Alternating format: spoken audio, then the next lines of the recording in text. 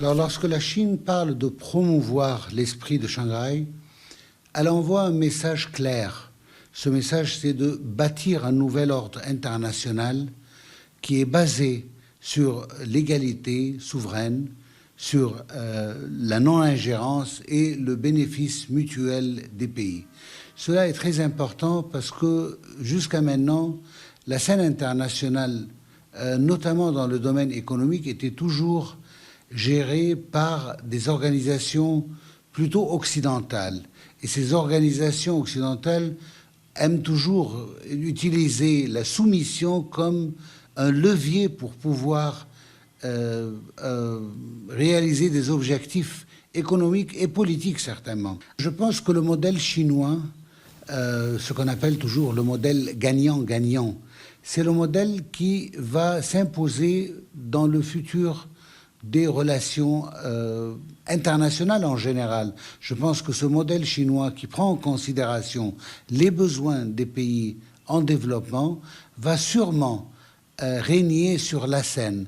Le modèle chinois parle d'un bénéfice mutuel des deux parties. Et je pense que ce modèle-là encourage davantage les pays en développement de prendre comme exemple ce modèle chinois pour mieux avancer et mieux se développer. Alors la Chine a toujours défendu une idée très simple. Il ne peut avoir de développement que s'il y a sécurité. En même temps, elle encourage d'une manière ou d'une autre une coopération contre le terrorisme, une coopération de renforcer plutôt contre le terrorisme. Parce que pour le logo dont on vient de parler, qui est celui qu'on ne peut pas avoir un développement sans aboutir, ou sans commencer avant par stabiliser le pays du point de vue sécurité. Alors, pour longtemps, la gouvernance mondiale a toujours été celle des organisations occidentales. Et ces organisations occidentales, comme on l'a déjà expliqué, sont des organisations qui sont manipulées politiquement afin d'achever des fins politiques et des fins de soumission en ce qui concerne les pays en développement.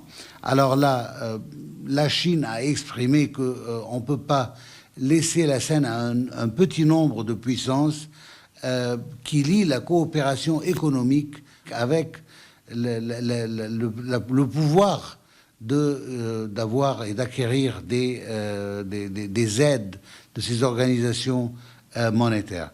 Alors, je trouve que le système d'utiliser les voies économiques pour pouvoir achever des fins politiques, cela ne pourra pas être accepté par les pays en développement ou même par la Chine qui est en train maintenant d'établir un nouveau régime mondial, un nouveau système international qui respecte les pays et leurs désirs et leur ambition à pouvoir avancer, à pouvoir se développer sans que cela doit être au prix de leur indépendance politique.